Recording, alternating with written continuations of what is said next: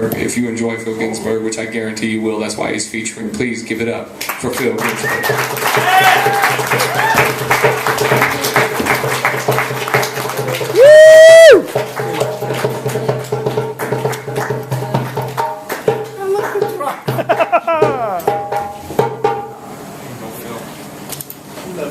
Reminds me after midnight in New York City, trying to go to sleep.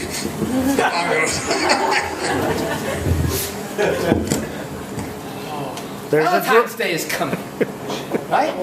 Day. That's big for me. I went to a local bookstore the other day and stopped at the food section. They had a book of chicken recipes. I like to cook. Directly across from me, there was a book section on sexuality. I couldn't help but notice that all the books were high up on the shelf. Out of the reach of children, for sure, but out of the reach of everybody. Unless, of course, you were 7 feet tall.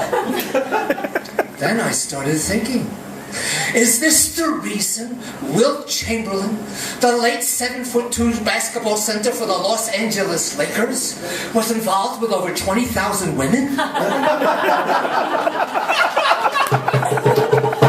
He could reach those books with no effort. Short guys like me, we read about chicken. Which is okay. My wife likes chicken.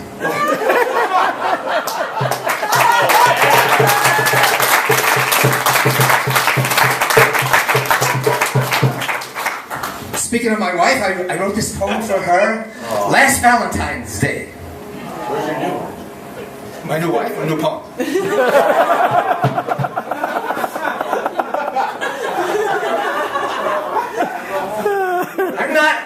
I'm more an erotic poet than an erotic poet. That's true. That is very true. So this is a little stretch for me. I could love you anywhere. A penthouse suite on a dining room chair. In a secret Jamaican cove, swaying to a rag-eyed beat. Up against the stove, we could generate some heat. On the kitchen floor, maybe fondue. Any place for a more. I could love you.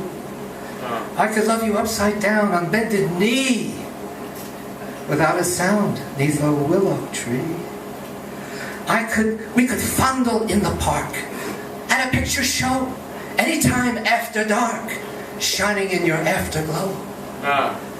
I could love you eyes closed or open wide.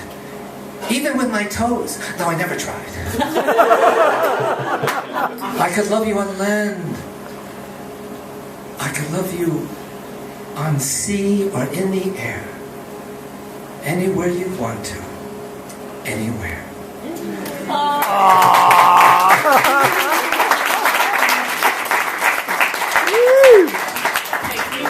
Staying with relational stuff. It's 9 a.m. I'm walking on the boardwalk in Hollywood Beach, Florida, and a prostitute approaches me. Do you want to cool off, she asks. And I'm thinking, at last, I could have a conversation with someone about global warming. Oh, shit.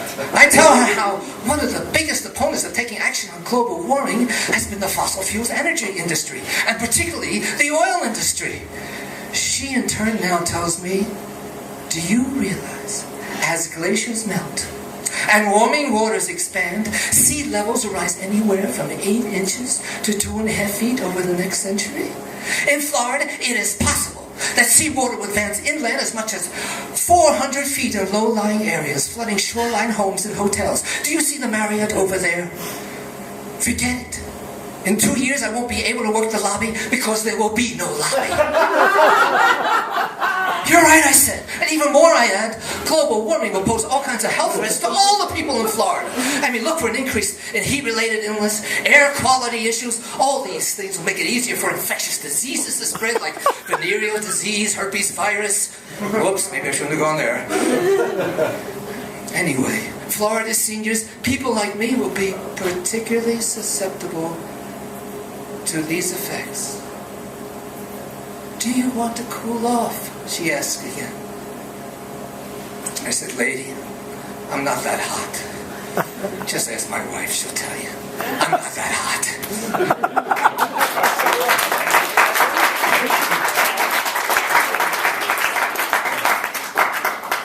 One more relational poem. My friend gave me a barbecue spatula that talks.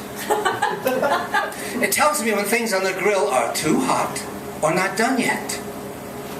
I passed by a house for sale the other day, and the sign read, "It's a talking house." I didn't grow up in a talking house. My parents used up all their words before I was born. But a barbecue spatula that talks gives me hope. I want to surround myself with objects that converse. A comb to tell me, "You have a nice haircut. Thank you."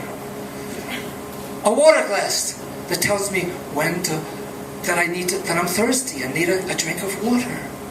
A handkerchief to tell me when to blow my nose or cry. A chair that beckons me, "Sit down." Zippers that inform me when my fly is open. Socks that whisper, "We don't match."